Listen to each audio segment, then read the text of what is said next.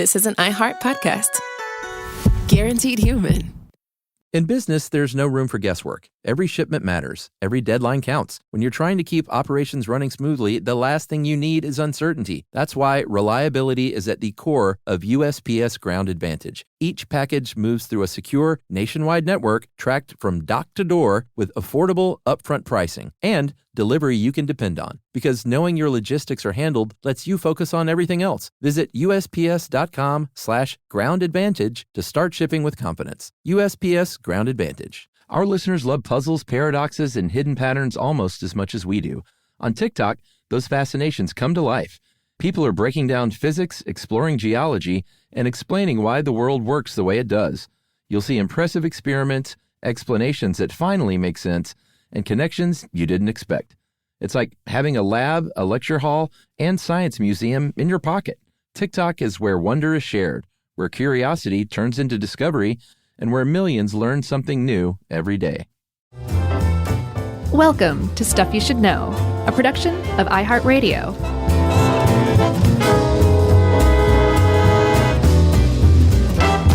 Hey, and welcome to the podcast, everybody. I'm Josh, and there's Chuck, and Jerry's out there running around somewhere. And this is Stuff You Should Know about Fender and Les Paul, Part 2.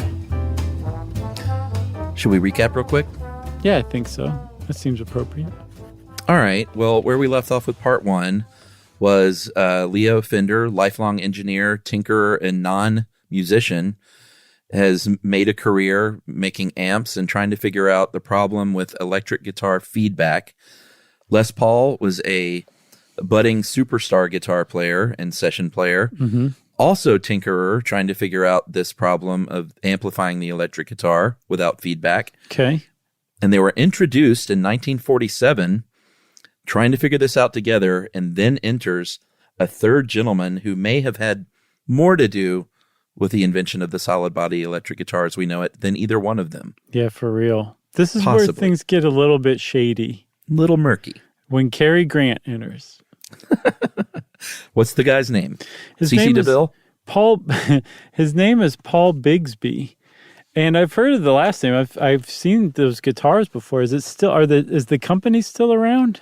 Yeah, so here's the deal. Bigsby is now most well known for what's called the Bigsby tailpiece, which is, he's the guy who kind of invented the whammy bar. If you know nothing about guitars, but you've ever seen like Eddie Van Halen play, not all guitarists use these things, but if you hit a note and then you reach below the guitar and grab that little steel bar and make it go wow, wow, wow, wow, wow, that's a whammy bar. Bigsby invented that, and he is still most well known. Like you can get a Bigsby tailpiece put on to a Les Paul or an SG, or you can't to Fenders because they have their own. I guess you could with a Telecaster, but any guitar without a whammy bar, you could put on a Bigsby tailpiece. They're beautiful. They look great. And that's what they're kind of most well known for today. Okay, gotcha. But at the time, Bigsby was the oldest of, so Leo Fender, if you didn't realize, was older than Les Paul, and Paul Bigsby was older than Leo.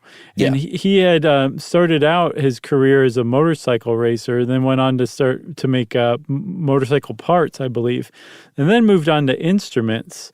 And he was known to Leo Fender in that they were competitors because Bigsby also made electric steel guitars at the time. I don't know if they were friendly necessarily, but I do know that they definitely worked together in Fender's workshop, kind of working on electric instruments together. So I would guess you'd have to be somewhat friendly. It wasn't like, Macy's and Gimbals or anything like that, Yeah, I think that's about right. Okay, so they definitely worked together at some point in time, and they were friendly enough to do that. And they were dedicated to creating that big electric sound out of a guitar. And Bigsby, if you ever have seen the guitars that he made, they were beautiful. It was a lot like Gibson. They were artisan just crafted works of art, basically. Yeah, like one at a time kind of things. Exactly. And so he already had, Paul Bigsby already had a name for himself in that respect. And he was hanging out at a radio station, as guitar makers do, in L.A., KXLA, which featured country music played live, kind of like Grand Ole Opry stuff, I guess. And a country musician named Merle Travis was there, I believe, playing. And Merle Travis knew Paul Bigsby, at least by reputation, and said, hey, I heard you can build anybody whatever they're looking for. If I draw you a picture of a guitar, can you make it for me? And I guess Paul Bigsby said, challenge accepted, good sir. And we should probably fast forward about a month or two, huh? Yeah, and I want to stress the fact that at one point in 1947, Les Paul, Leo Fender, and Paul Bigsby are all together in a garage in Southern California. Mm-hmm. And this is like, it makes my mind explode to think about those three men in a room together, like working on something. I'm trying to think of another industry where like three separate top brains got together like this, and I can't even think of anything to compare it to. It'd be like if Steve Jobs, Bill Gates, and Paul Giamatti all got together. Right. I couldn't think of a third one. Yes, yeah. So anyway, a very just special moment in history. So yeah, he comes back a few months later with this guitar. Leo Fender is backstage at a show, and Merle Travis is there playing, and he pulls out this thing that Paul Bigsby made. And if you look up Merle Travis Bigsby guitar, this thing is beautiful. It is a gorgeous guitar and looks like and is a real deal solid body electric guitar. Yeah. And he pulls it out in front of Leo Fender, no less, who said, hey, Merle, that's a pretty neat looking guitar there. You mind if I get my hands on that for a little bit and just check it out? I want to see what it's all about. I'm into kicked his little black guitars. Prototype out of the way. Right. And Merle Travis was kind enough to let Leo Fender borrow it. And Leo Fender, and so we should caveat this. Supposedly Leo Fender, were he alive today, would be like, no, that's not true. No, this is not correct. But supposedly there are informed people who say that Merle Travis let Leo Fender take his guitar that Paul Bigsby had made for him back to Leo Fender's workshop and basically have a reverse engineer session all over it.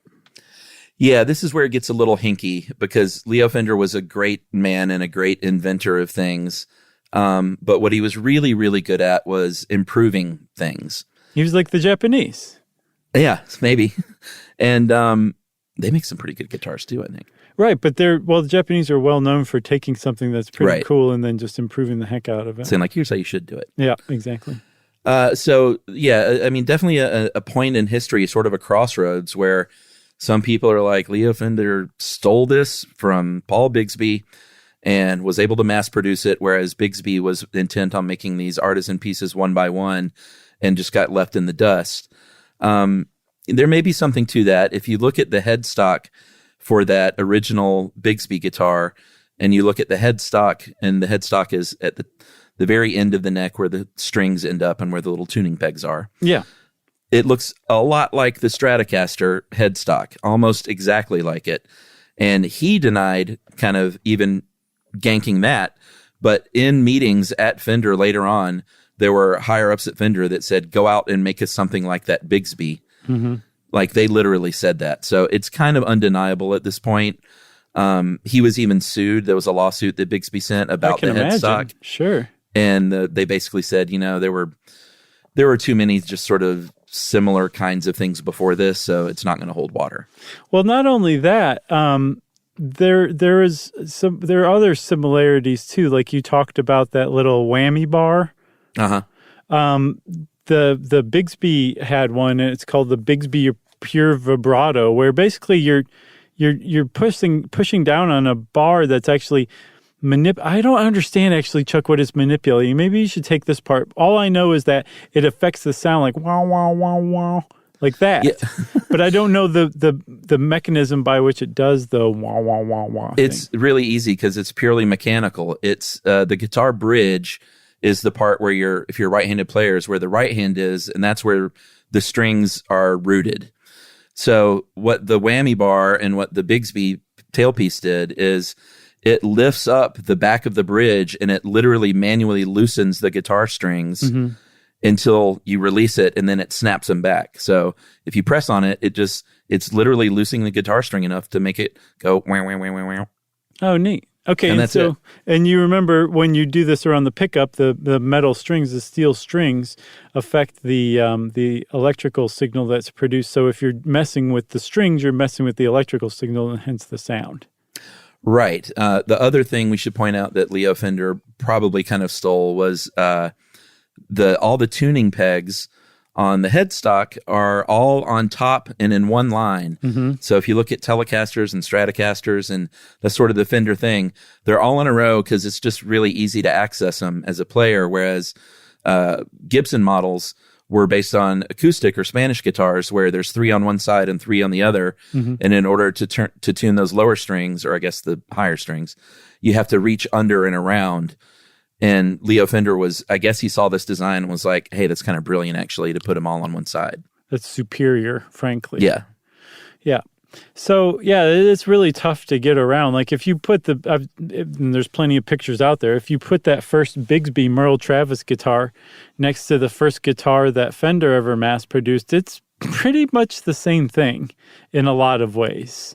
And so, yeah, I don't know. It was tough to swallow. But like you said, the idea of it impugning Leo Fender's character, Right. It just doesn't quite make sense, because he was a great guy and he did do a lot for the industry, and he founded Fender, which just that alone is pretty amazing too.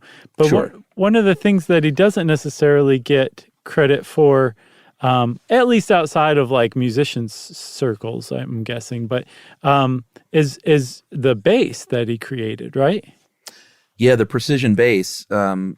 Before the electric bass guitar, the basses were all the big standard upright basses, and they were a problem because they were huge. You either had to strap it to the top of your car, and potentially have it get beat up by weather, or you had to ride separately from the rest of the band because that thing filled up the entire back seat. They were just big and bulky and hard to transport. So Leo Fender, again, was not the first. A guy named Paul Tutmark, who worked he was a big lap steel maker, and he founded the Audiovox company, which is still around. Oh, yeah.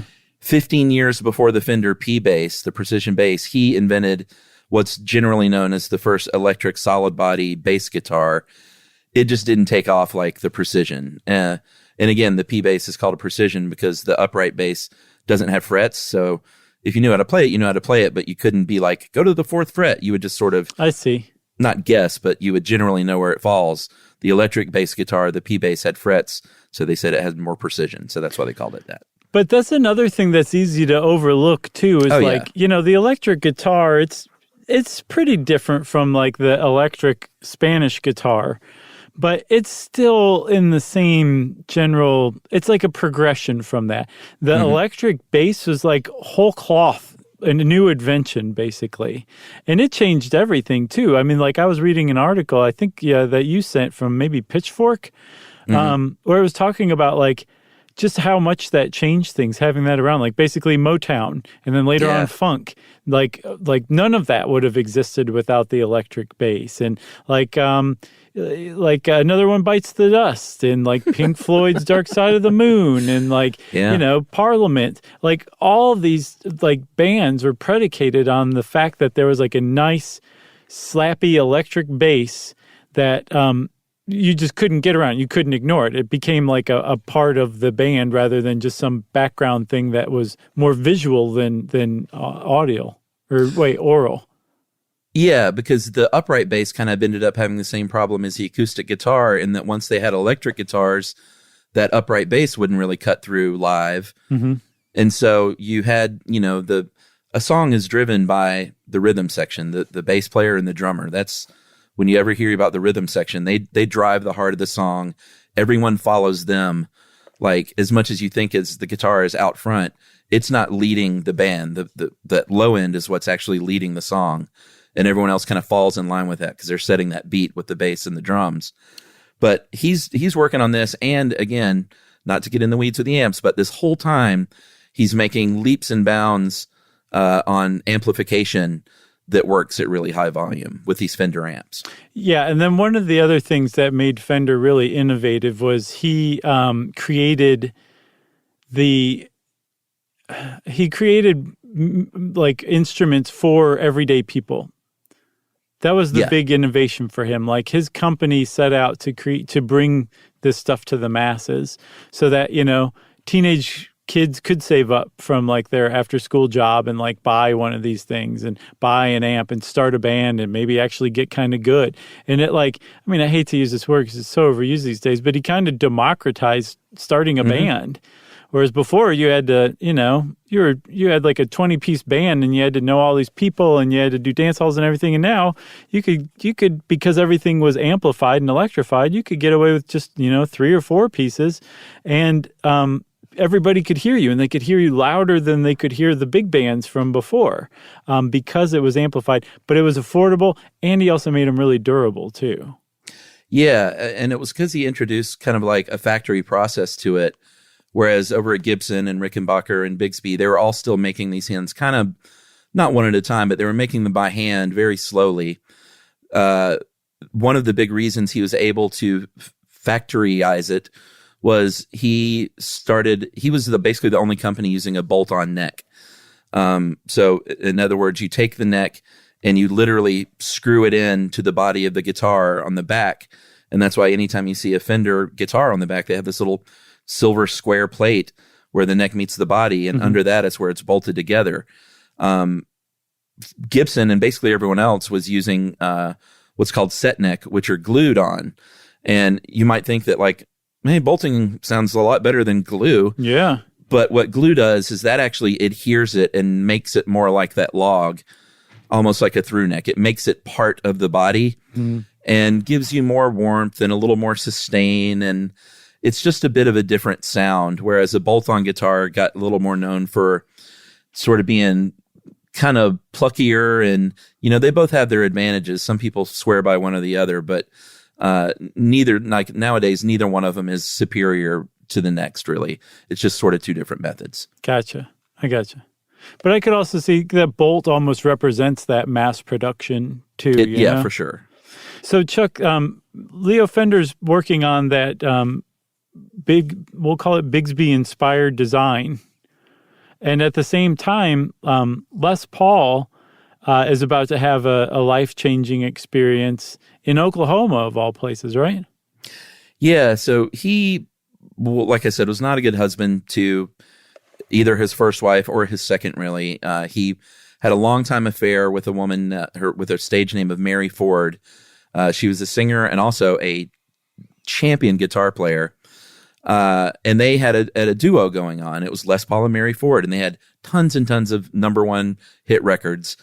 And they had been together for quite a few years before he even got divorced from his first wife. But in 1948, while traveling, I think, back to L.A. from Wisconsin, they were in a really bad car accident on the icy roads of near Davenport, Oklahoma.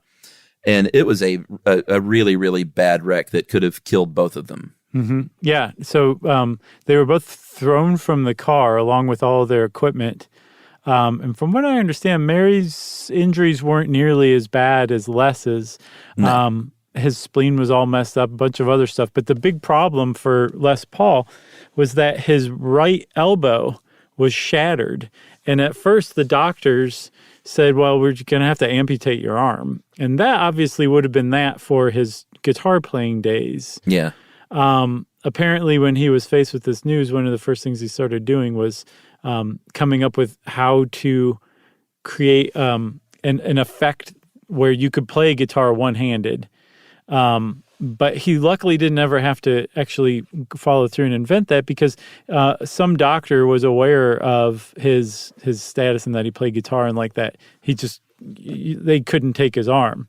So he set about trying to figure out how to solve the problem while keeping his arm and allowing Les Paul to somehow play one way or another. Yeah, I mean, he basically gave Les Paul the choice. He was like, you can either amputate it or we can try this procedure where we kind of screw your arm back together and we don't know if it'll work. And he said, but it's going to be permanently bent in some kind of direction. And Les Paul said, why don't we at least try it first so we know if it works before we cut the arm off? And he said, and just bend it and point it toward my belly button and leave it there. Yeah. So he could play guitar. And that's what they did. And for the rest of Les Paul's life, like if you ever see a picture of Les Paul, that right arm is bent. Yeah. And the doctor, just to put a little flourish on it, made it so that his thumb was always in the thumbs up position. So it always looked like Les Paul was really happy about whatever was going on when that picture was taken. All right, so that's where Les Paul is. He recovers. It literally takes him about a year in the hospital to fully recover from his injuries. So he's on pause when Leo Fender builds the Fender Esquire guitar and debuts it at the 1950 National Association of Music Merchants convention in Chicago. I say we take a break here and then we come back and talk about that and keep going. How about that? That sounds great. Okay, we'll be right back.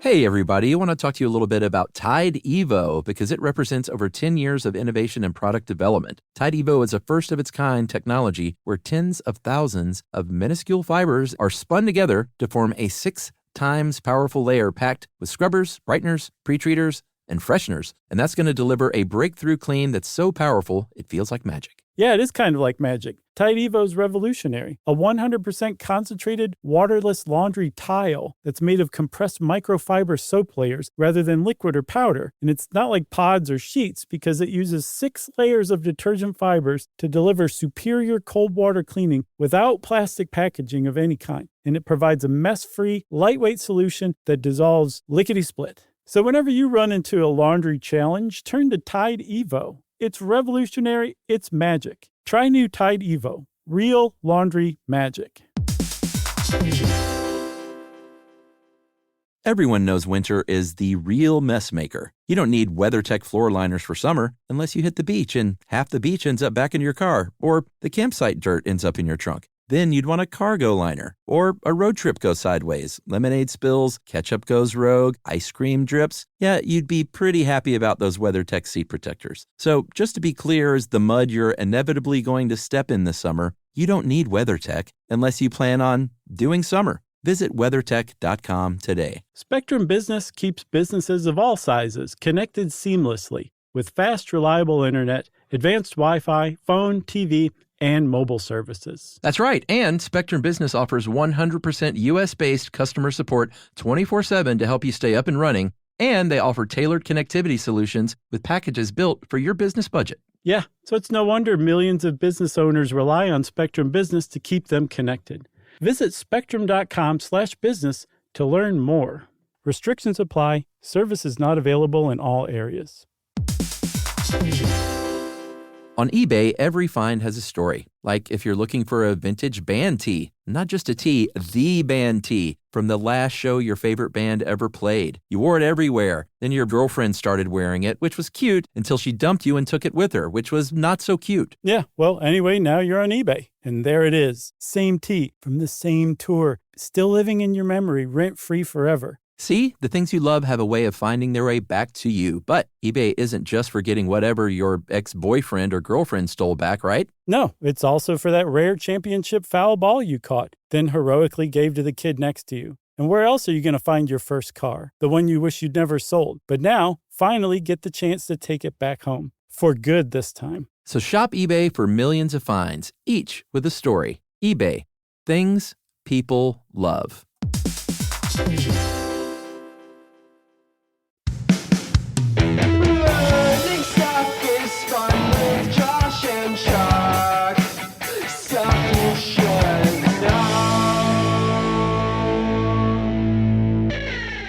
All right, Chuck. So Leo Fender takes his Paul Bigsby inspired guitar and creates a prototype out of it that's known as the Esquire. And I think there's some differences between the Esquire and what would become later known as a Telecaster, right? It's not the exact same thing, just with a different name. Yeah, I mean, I think there was only one pickup, and the Tele ended up having a couple. But it was, when you look at pictures of the Esquire, it's the same body shape, very utilitarian, not the most comfortable guitar to play, which we'll see later on was kind of a big deal in the creation of the Stratocaster. But it was a real deal guitar, and it was loud, it was clear, it could be mass produced, and everybody basically said, this is the future. Yeah, he's at the National Association of Music Merchants convention going, hey, you like this? Right. You like this guitar? And they all said, yes, very much. So he went back after the convention and kind of tinkered with it a little more. He had a collaborator named George Fullerton, and they ended up producing from the Esquire. There were a couple of problems with it. Apparently from the steel strings, when they were tuned tightly, eventually the neck would start to warp a little bit. Yeah. That's a big problem. So they figured out how to reinforce that with the rod. And they solved some other small problems and then ended up coming up with the Broadcaster, right? That's right. A guy we should mention here is, I think Dave called him his marketing sales guy. It's true. He was that, Don Randall, but he was Leo Fender's 50-50 partner in the Fender Music Corporation. And a huge part of this story that we really won't get into, but Don Randall was there the whole time and sort of was everything that Leo Fender wasn't, as far as when you're looking for a good business partner. Out there hitting the bricks, selling this thing, drumming up deals, and the Broadcaster, the ads came out, and he got that first cease and desist from Gretsch. They made drums and guitars, and there was actually a drum set called the Broadcaster with a K. It sounds like a sound you make when you burp and choke at the same time. Yeah. Broadcaster. No, Gretsch. Oh. I misread that one. Sorry. Broadcaster with a K sounds evil, remember? Yeah. Gretsch still makes beautiful guitars and great drums, but they had a drum set with a K. So they said, all right, we got to think of a different name. And so TB was the latest thing, and so they literally called it the Telecaster because of that. I know. And people were like, boy, howdy, I love this. They did. So that was a big deal. The Telecaster was, I guess, the first mass-produced, widely available electric guitar, solid-body electric guitar that shredded, that you could shred on, I guess. Yeah, it kind of started it all. Yeah, and so Les Paul, by this time, he had gotten in that car wreck in 1948. You said it took him about a year to recover. He got divorced from his wife. He ended up marrying Mary Ford. And together, they actually, his music career got even greater than it was when he was working with Bing Crosby. Yeah. This is when they had 4 slots on the Billboard top charts.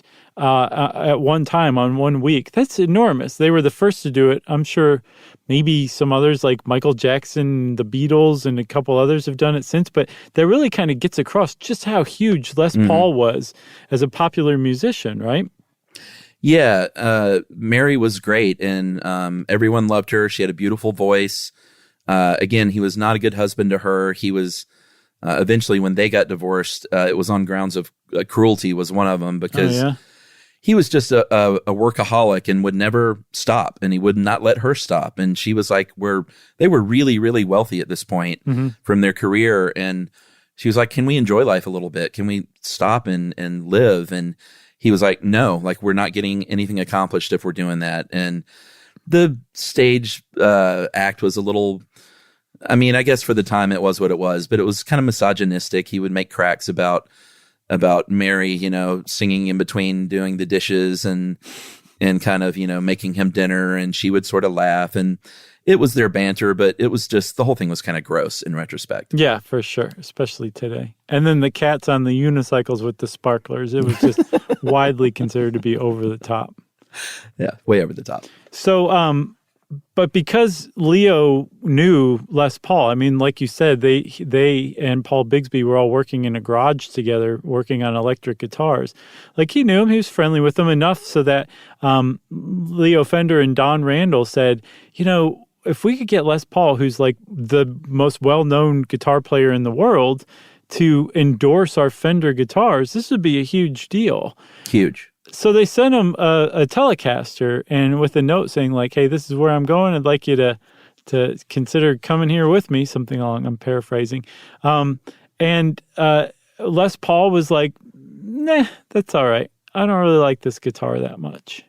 Yeah, I think he was fairly kind about it, but he just said the sound is too bright. It had that bolt-on neck, and it's a different sound, and he didn't like it. And remember, like, that was the whole reason he dedicated himself to coming up with the electric guitar and cracking this code for a decade or more, a couple decades by then, because he was searching for that one perfect sound.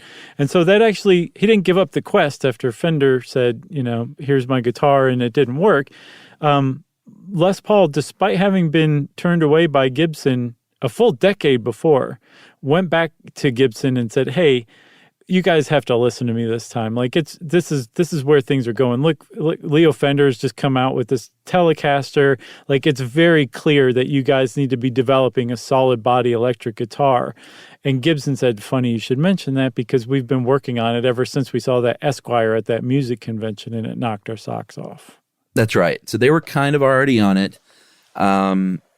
They were different. They were sort of modeled after those acoustics with the tuning pegs on both sides. The Gibson guitar was really heavy, and it's funny. Later on, many guitar players started with what would end up being the Les Paul. Mm-hmm. Eric Clapton and Keith Richards and all these people played the Les Paul early on, and a lot, I think Pete Townsend, and they all eventually switch to Fenders later in their career, because the Les Paul weighs between 9 and 10 pounds, and the Strats and Tellys weigh about 7 pounds. And that's a big difference. 2 or 3 pounds strapped on your back when you're touring is a big deal. Like, I can tell a difference when I play a heavy guitar, being 50 years old in my basement after a few hours. So I can imagine what, like, touring year after year, what kind of toll that takes. For sure. But this Gibson was heavy. It had that glued-on neck, which gives you a little more warmth, a little more resonance. And it was a really good guitar. And so they say to Les Paul, like, now he's being courted by Gibson officially, like, "Hey, what do you think of this? We will let this be your guitar. We will slap your name on it. We'll give you a 5% royalty, and you've got to play it exclusively." And he said, "A done deal, my friends." Yeah, because he was like he'd always only played Gibson. He loved Gibson. This is like a dream come true for him, And for them also to come back to him now, sure. had to feel awfully sweet. Yeah. But it was so stupid too, because this is a decade after he went to them with this idea the first time, and now they're finally getting around to it. But it was a big deal. So Les Paul now played Gibson guitars exclusively, and they named that first model the Gibson Les Paul. Yeah, I wonder if in that meeting he said, "Can also tell people that I designed and invented this thing, because that's what I'm going to do for the rest of my life, just so you're cool with it." Yeah, which is really something, because he apparently didn't. There's a guy named, I think, Paul McCarty. George McCarty? So I think George McCarty. I'm sorry. I'm pretty sure his name is George McCarty. He was the president of Gibson at the time. His last name is McCarty. Let's just call him that. Or Mr. X. Mr. X was the president of Gibson at the time. And he largely designed the guitar. But yeah, they kind of let, I guess as part of the endorsement deal, they let Les Paul just basically claim it like he'd had a lot to do with it. He made some tweaks. For sure, but he never designed the Les Paul. That is also a fact. Right. And he did not invent the electric guitar. A lot of people still say that.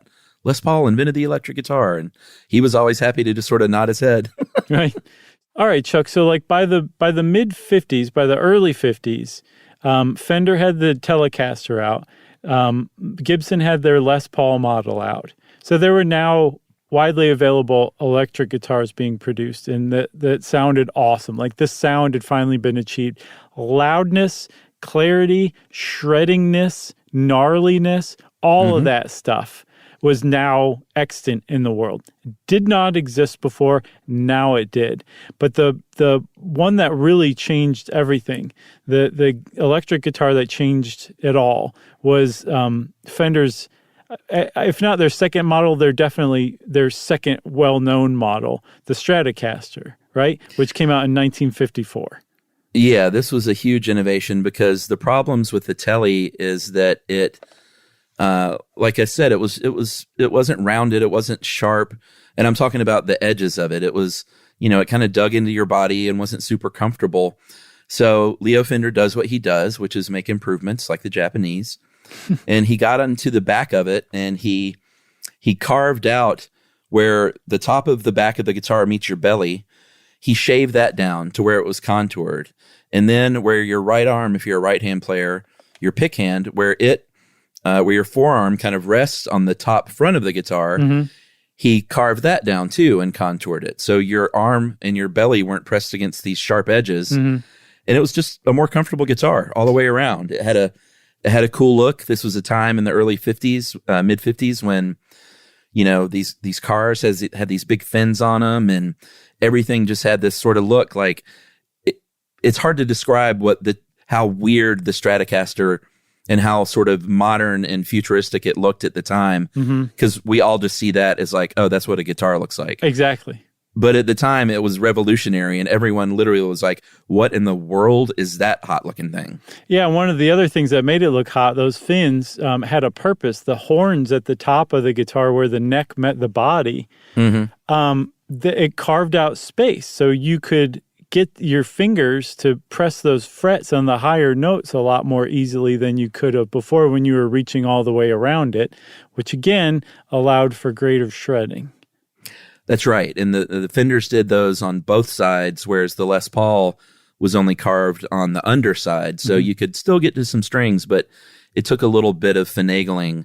Later on, Les Paul would come up, and I have one of these too, what's called the double cut, where it's cut on both sides, and the Gibson SG, which is cut on both sides. But originally, it was just Fender doing that. And then the Les Paul did something that just did away with that altogether and made the coolest guitar of all time, the Flying V, which is the one I always associate with heavy metal. And by Les Paul, of course, I mean Gibson. But that's the one, like Jimi Hendrix played that one. Like, I can't remember, like a bunch of people played it. You've seen this before. But Hendrix played a Strat. Well, he also played a Flying V. I've seen pictures of it on the internet. But like it's what you associate with like just rocking out with a guitar. And it turns out the thing was designed in 1958. It's one of the most mind-blowing facts I learned in this podcast. I couldn't believe it because I associated it with 80s hair metal. And it had been around for a good 30 years by then. And it had, like the 50s is when this thing came out. It's like the coolest looking guitar of all time for my money.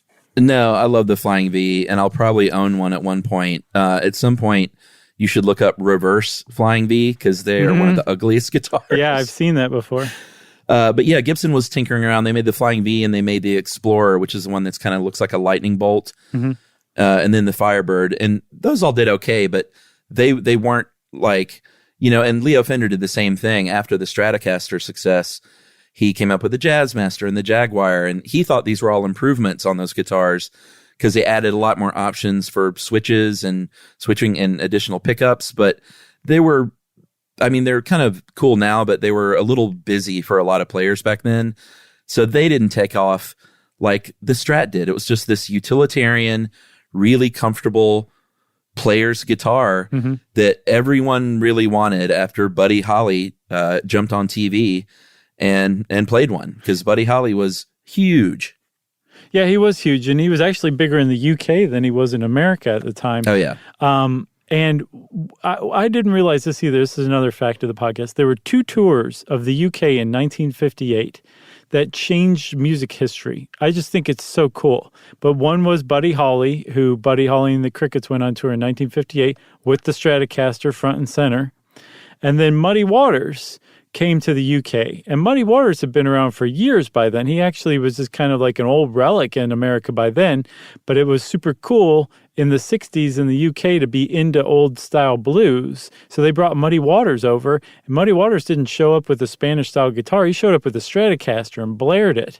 Then those two tours produced bands like the Beatles, the Who, the Rolling Stones, Led Zeppelin, like basically every band in the British Invasion were in the audience as kids or slightly younger men for those two tours, and were inspired to go on and form some really amazing bands afterward. Yeah, it was funny. It was kind of like either you were in the Beatles camp where you saw Buddy Holly and you wanted to do sort of upbeat pop music, or you were Eric Clapton going to see Muddy Waters and you wanted to do this sort of raunchy blues rock thing. Right. But either way, it was a Stratocaster front and center. And well, I guess we should take a break now before we get to the next guy, right? All right, let's do it. All right, we'll take our final break and talk about surf guitar legend Dick Dale right after this.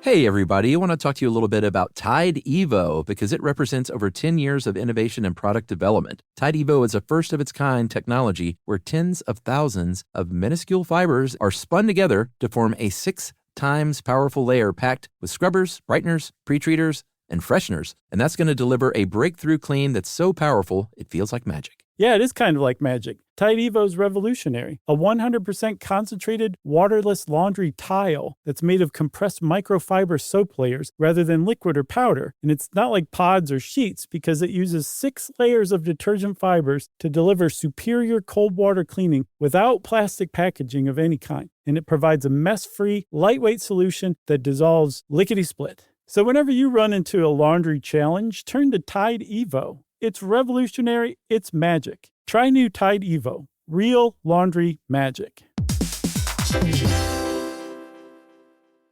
Everyone knows winter is the real mess maker. You don't need WeatherTech floor liners for summer unless you hit the beach and half the beach ends up back in your car, or the campsite dirt ends up in your trunk. Then you'd want a cargo liner, or a road trip goes sideways, lemonade spills, ketchup goes rogue, ice cream drips. Yeah, you'd be pretty happy about those WeatherTech seat protectors. So just to be clear, as the mud you're inevitably going to step in this summer, you don't need WeatherTech unless you plan on doing summer. Visit WeatherTech.com today. Spectrum Business keeps businesses of all sizes connected seamlessly with fast, reliable internet, advanced Wi-Fi, phone, TV, and mobile services. That's right. And Spectrum Business offers 100% U.S.-based customer support 24/7 to help you stay up and running. And they offer tailored connectivity solutions with packages built for your business budget. Yeah, so it's no wonder millions of business owners rely on Spectrum Business to keep them connected. Visit spectrum.com/business to learn more. Restrictions apply. Services not available in all areas. On eBay, every find has a story. Like if you're looking for a vintage band tee, not just a tee, the band tee from the last show your favorite band ever played. You wore it everywhere. Then your girlfriend started wearing it, which was cute, until she dumped you and took it with her, which was not so cute. Yeah, well, anyway, now you're on eBay. And there it is. Same tee from the same tour. Still living in your memory, rent-free forever. See, the things you love have a way of finding their way back to you. But eBay isn't just for getting whatever your ex-boyfriend or girlfriend stole back, right? No, it's also for that rare championship foul ball you caught, then heroically gave to the kid next to you. And where else are you going to find your first car? The one you wish you'd never sold. But now, finally get the chance to take it back home. For good this time. So shop eBay for millions of finds, each with a story. eBay. Things people love.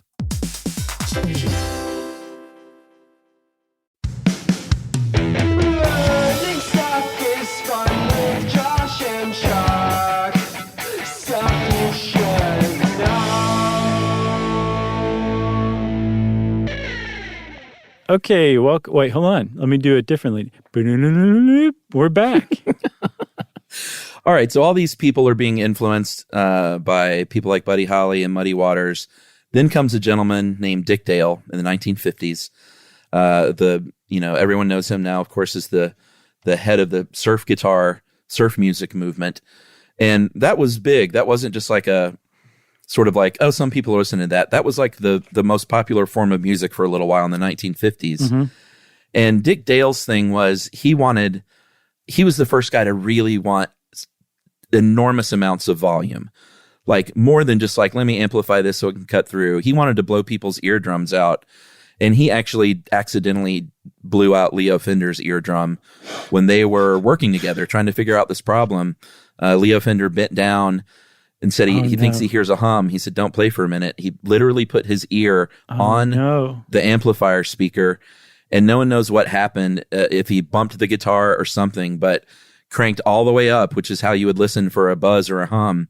He literally destroyed one of Leo Fender's ears. So now he's down to one ear and one eye. Yeah, Leo Fender famously clutched his ears and went, Gretch, my ears. And they said, hey, we'll sue you for that. It's like Marty McFly getting blown across the room in Doc's lab. Sort of is. But he was a huge, huge influence on achieving volume for rock bands that would come along later. I actually saw him in Athens, not toward the end of his life because he just died a few years ago, but saw him at the 40 Watt. It was amazing. That's awesome. I bet that was Very a cool cool show. Yeah, supposedly he inspired Jimi Hendrix. He was like a guitar god himself, for sure. An overlooked one. I saw, an article you sent that he's not in the Rock and Roll Hall of Fame, which is like the kookiest thing I've heard in a while. It's ridiculous. Weird. Yeah, so he's playing the Strat. The Beach Boys are playing Fenders. We have to shout out legendary session bass player Carol Kay. Sure. A woman among men who played the Fender precision bass. Bonnie Raitt.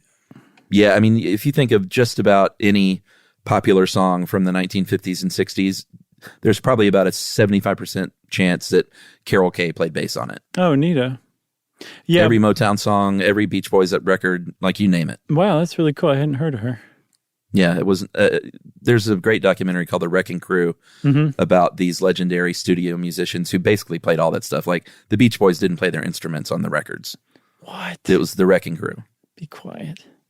Don't tell me things like that. I'm sorry. Brian Wilson's a genius, but he played bass on stage. Carol Kay played bass in the studio. Okay, so Leo Fender, here's the thing about him. Remember we said that he was a tinkerer and engineer? Those guys don't translate to head of highly successful and quickly growing company very well. Right. They tend to get a little stressed out and overwhelmed. And that's exactly what happened to good old Leo. He apparently had ulcers, which has nothing to do with stress, as we learned, thanks to the guinea pig scientist who drank a bunch of that bacteria to prove that it was caused by a bacteria rather than stress. You remember? Right. Anyway, so he tried to sell out in the early 60s, I believe. Yeah. And I guess Randall didn't accept it. Why not? I think they had been partners for so long. Randall, it seems like genuinely thought like, you don't understand the value of this company. You're asking for $1 million. Yeah. And so he started courting other companies. He courted Baldwin to sell the whole company. Mm-hmm. He courted eventually CBS Records. Mm-hmm. And they ended up paying what would be the equivalent of $110 million for the Fender Music Corporation. And Don Randall and Leo Fender each got checks for $5 million, which is about $50-something million today. That's amazing. Wow, Don Randall was great. Great guy to have in your corner, huh? He really was. And they were friends. And I think, Leo also had this, he was just always in bad health. He had this, and I had never heard of this, but he had a case of strep that apparently literally never went away. Like he had it for years and years and years. Sucks. And was always strep sick. For a week sucks, but I can't imagine having a chronic case of strep. Yeah, so he, I think part of the terms of the deal was there were two parts of the company that were brand new that didn't make any money. They actually lost money, which was the Fender Rhodes electric piano, which everyone was like, what the heck is this? Of course, now it's amazing. Sure. And then the Fender acoustic division, which really never did take off, like I mentioned earlier. Mm-hmm. And part of the deal was that they had to include those, even though they weren't profitable. So they said, fine. And then they had to keep Leo on for 5 years as a consultant, which they were happy to do. And I think he couldn't do anything else with anyone. I think he had a non-compete for 10 years. Wow. But he would go on later to start new companies even after that. And he died in 1991. He lived a pretty good life, pretty good long life. Got to tinker for a pretty long time. Ended up being a wealthy man and really kind of like became one of the people who's known as the inventor of the electric guitar, for better or worse. And Les Paul's story kind of took a slightly different turn than Leo Fender's. Leo wanted to fade into the background. That decision was made for Les Paul, not necessarily in conjunction with his wishes. His innovations with electric guitar, his and Leo Fender's creation and introduction of electric guitars changed music, like we saw. Created rock and roll, or led created the foundation that rock and roll was built on. And all the kids said, we don't really like Les Paul's music anymore. So he created this monster that ended up swallowing him, basically. And he kind of faded off into nothingness there for a little while. He was going to become this obscure, incredibly wealthy guy. Yeah, he got divorced from Mary, like I said earlier. He ended up getting custody of the kids, which was just crazy at the time. And that was kind of the only thing she wanted. It was a really ugly kind of public divorce. Yeah, that's ugly. It was very sad. And he, I mentioned the Gibson SG earlier, the solid guitar. They made that to be lighter and to kind of compete with these. That was originally called the Gibson Les Paul SG. Mm-hmm. And eventually he didn't like it at all. So they took his name off of it. And then it was just the Gibson SG. And yeah, he just kind of faded away. He lived to be 92. I mean, he had a great life, like you said, as a wealthy guy who he would always play these live kind of small club gigs in New York, and very famous people like Slash would stop through and everyone would come through to play with Les Paul, and he would regale people with stories. And it wasn't like a sideshow act. He couldn't fill large halls anymore, basically. Yeah. But he got the recognition that I'm sure liked. I mean, he seemed like a pretty good guy as long as you weren't married to him. But he's known as like the guitar god's guitar god. I saw put somewhere that like if you are a guitar player, a guitar hero, you look up to Les Paul for what he did, not just with creating or helping to create, or at least saying that he created the electric guitar, but also for all the other innovations that he really did invent, like multi-track recording and sound on sound, Yeah, and just to sort of button up the story of the guitar itself, they only made them in 58, 59, and 60. Made 2,400 of these. And after Muddy Waters is when people like Eric Clapton and Pete Townsend and like kind of any big English guitar player at the time played Les Pauls. Mm-hmm. Remember how I was saying at the very beginning in the first episode, how when Fender was up, Les Paul was down on the other way around. Mm-hmm. The Strat kind of changed the world, and then the Strat became kind of uncool for a little while. Mm-hmm.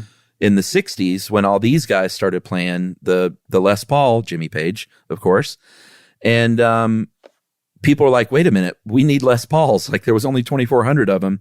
So they started making them again by popular demand in, I think, 60-something. 68, and they never went out of production again. Yeah, 68, they start making them again. And since then, it's, there are plenty of people who have both, but the question sort of always, unless you play like like a Rickenbacker or something, people are always like, are you a Gibson person or a Fender person? Sure. And I'm a Gibson person, always have been. That's neat. Well, Les Paul he died in 2009, but he ended up being the only person to date who has been inducted in both the Rock and Roll Hall of Fame and the National Inventors Hall of Fame, which is pretty cool. Pretty amazing. Great story. That's it. The story of the solid body electric guitar as told through the eyes of Leo Fender and Les Paul. The end. Thanks for indulging me on this. It was a good one, man. It was nice to hear you just jazzed, like a precision jazz bass. Well, after 13 years, we finally tackled something I knew something about. Whatever. Well, if you want to know more about the electric guitar, go pick one up, see what happens, and maybe you'll start your own shredding rock band yourself. And since I said shredding rock band, of course, it's time for listener mail. You know what? Let's not do a listener mail today. What? Unless we do this occasionally where we will not do listener mail and ask people for a favor. We do this like once every 3 years. Yeah. Never been good at self-marketing, but we like to call out occasionally for people to go on iTunes or your pod player of choice, leave reviews, leave ratings. It helps us out. I don't care how long we've been around. We still need people saying positive, hopefully positive things about us out there. So instead of listener mail, just do us a favor. Tell a friend about us. Tell a relative. Tell a coworker that they might hate us or love us. Well done. That's why we only do this once every 3 years. That's right. So clunky. Well, like Chuck said, we would love it if you left us a review, specifically a positive one, but whatever, speak from your heart. How about that? That's what Josh and Chuck think you should do. And in the meantime, if you want to get in touch with us as well, as always, you can send us an email to stuffpodcast@iheartradio.com. Stuff You Should Know is a production of iHeartRadio. For more podcasts from iHeartRadio, visit the iHeartRadio app, Apple Podcasts, or wherever you listen to your favorite shows.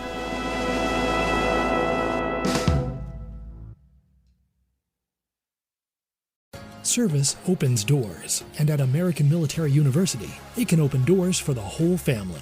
If you have a loved one who served in the military, you may qualify for reduced tuition. AMU offers flexible online programs designed to fit your schedule, so you can keep moving forward wherever life takes you. Learn more at amu.apus.edu/military. Open doors to the future for you and your family with the help of American Military University.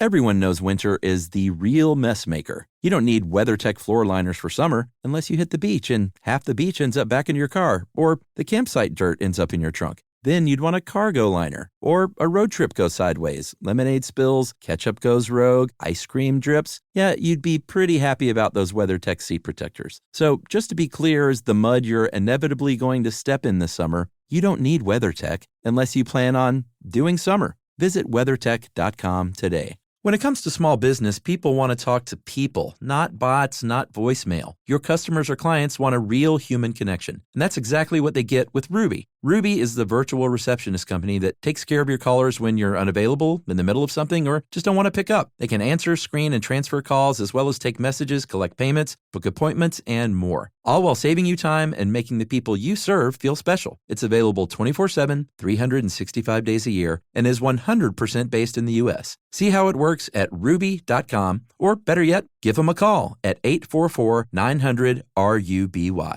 The next time you end up with something on your shirt, don't turn to your usual detergent. Check out Tide Evo. Tide Evo represents over 10 years of innovation in product development. It's a revolutionary 100% concentrated waterless laundry tile made of compressed microfiber soap layers rather than liquid or powder. It's not pods and it's not sheets. It uses 6 layers of detergent fibers to deliver superior cold water cleaning without plastic packaging. It's mess-free, lightweight, and dissolves quickly. Try new Tide Evo. Real laundry magic. This is an iHeart podcast. Guaranteed human.